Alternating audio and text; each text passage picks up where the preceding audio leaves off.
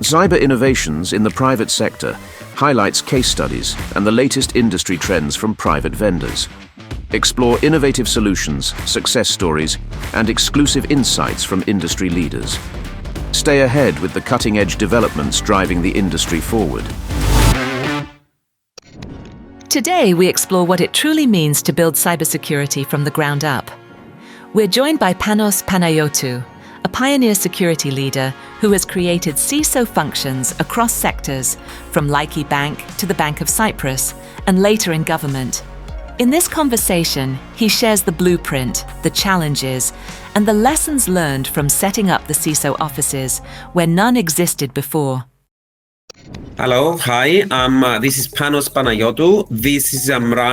I'm leading cybersecurity consulting firm, Circle Tech. What I know best is to run a CISO office. Actually, I had an extensive experience setting up CISO offices in the financial institution, the public administration, and in other smaller companies, SMEs, the rest on LinkedIn. Creating a CISO office back in 2003, it was indeed a challenging and uncharted area at that point of time. I remember back in time, I was working at Laiki Bank, and the bank launched its internet banking service. I'm under the impression that that was the first internet banking service on the island. That IT director at that point of time started having a bit of concerns. That was the first spark, I guess, I would guess, doing something on security. Outside IT, the business people, the executive had zero awareness actually on cyber risk, non-existent, basically. And cybersecurity was viewed as just an IT problem, not a business issue, not a board level concern. I remember that there were no formal policies at that point of time, no frameworks around, no reporting structures. Actually, my first challenge was to deploy an intrusion detection system to protect the intrusion, the internet banking service of the bank, and then deploy an internally built access control system for the core banking system. It was truly a greenfield project, actually. Everything has to be built from scratch. So I have to admit that I went back to all my university books and read everything about it in order to be able to do the job. Creating a blueprint for a cybersecurity office actually includes three core pillars. The first is the organizational pillar, the second the technical, and then the cultural. Let's start from the organizational. I realized only when I started the project with the public administration, in fact, the absence of a CISO creates a very messy situation. A tip here is that you have to appoint a credible and knowledge and an empowered CISO, which has direct access to leadership. With a team, of course, because up until now, you can find many companies that they believe that the CISO is a one-man show. It's not. Every CISO needs a team. And then you have to define very clear governance structures, reporting lines, and escalation paths, because actually the CISO is not the nice guy. He's a very bad guy within the company. So governance structures and reporting lines and escalation paths are very important in this scenario. And then the second pillar is the technical pillar.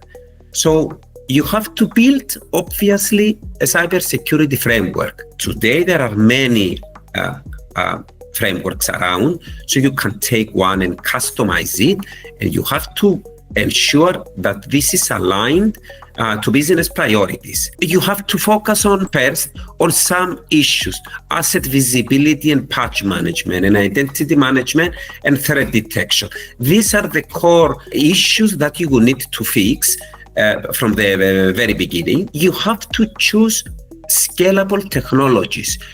I understand you have to start small, but my recommendation is not to do just quick fixes and tactical solutions. Start small, but deploy strategic solutions so that it will be easily scalable in the near future. And then it's the cultural one, the third one. I know it hears in our eyes as very cliche thing, but security culture, in fact, beats tools.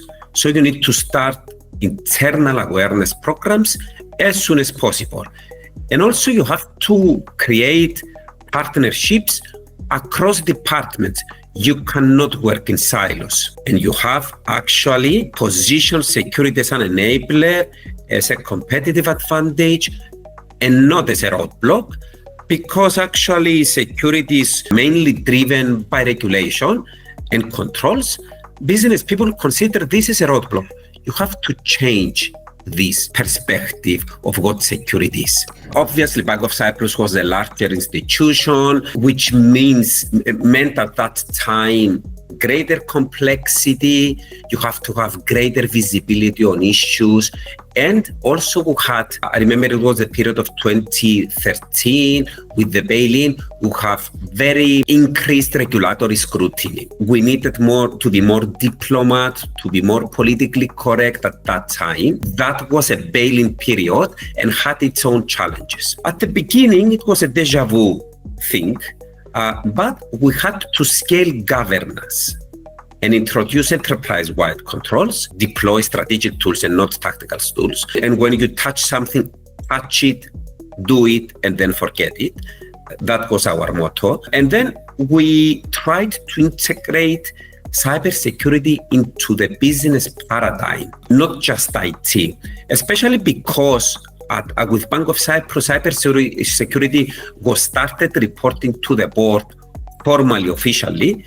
It was important that these people understood what we were talking about. And then, as I said, you have to build, and we did build cross-functional alliances with the legal, with risk departments, with compliance departments, with operations department from the very beginning of the setting up of the CISO office. Resistance usually came from the view that cybersecurity slows things down and adds cost. I have to admit that up until today, this is one of the core resistances that you face in companies. I remember back in time that we tried to deploy MFA, multi-factor authentication, in our internet banking. We couldn't go through the manager of internet banking.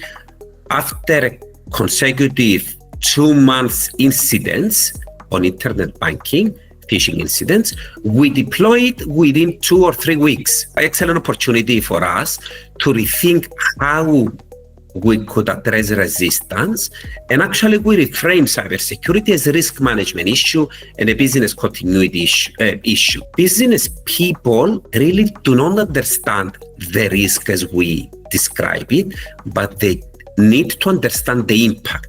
They very well understand the impact. So we used data and real world cases to demonstrate this business impact of breaches to their business operations. I remember we had this case back then again with a threat intelligence tool, very expensive for our budget. And we did a proof of concept basically. And immediately after that, a number of internet banking accounts were found there in the dark web, to the CEO.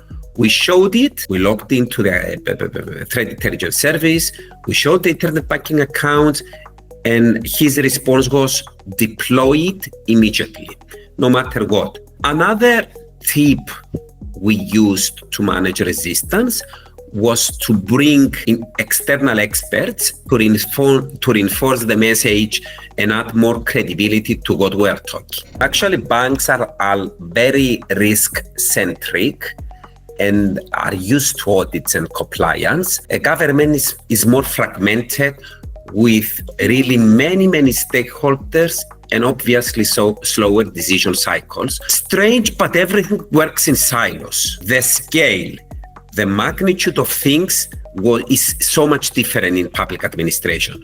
So we needed to centralize operations, to break these silos and decentralized processes. And we tried to centralize operations. As you can imagine, that was a huge coordination effort. A significant difference is that public sector security also carries national trust and geopolitical risk. which you don't quite find in the financial institutions or elsewhere in other industries. So the threat landscape actually is very much different than the financial sector or the rest of the industry, as we said. So we focused more on capacity building, we focused on interagency cooperation, and obviously on critical infrastructure protection. I guess I would say that the first one was, it is the human factor. People focus too much on tools and not enough on teams, actually. In public administration, I have a very good story with public administration. So in public administration, the majority of ministries have assigned the work of the CISO to an engineer, to a developer, to a teacher. As you can understand, these people are not truly skilled for or running a CISO office. Many companies also overlook the need for clear authority, without which the CISO, if you can think about it, cannot act. So they consider that the CISO is a very technical guy and he doesn't or she doesn't need any authority at all. Now that I'm running a consulting company, I see how cybersecurity is perceived from this side of the table. But when you are a CISO, having the responsibility without authority truly makes your days really difficult. Okay, at the financial industry, after the cybersecurity regulation from the national regulator, the executive leadership finally saw the need to invest long term. So that moment gave the CISO function full backing and actually a good place in the strategic discussion. Actually, it was not a moment, it was a couple of years transformation, right? In the public administration, on the other side, the turning point was a number of incidents together with the NIS directive, which both of them created some national coordination mechanism and push. And I believe without them, it wouldn't scale the way it scaled today. If the CISO reports too low in the organizational chart, it's already set up to fail, no matter what. So a company has to put it as high in the hierarchy as possible. And then you have to get the mandate, the visibility and the resources right in year one. Everything else follows. The mandate, the visibility and the resources, you have to get them right away.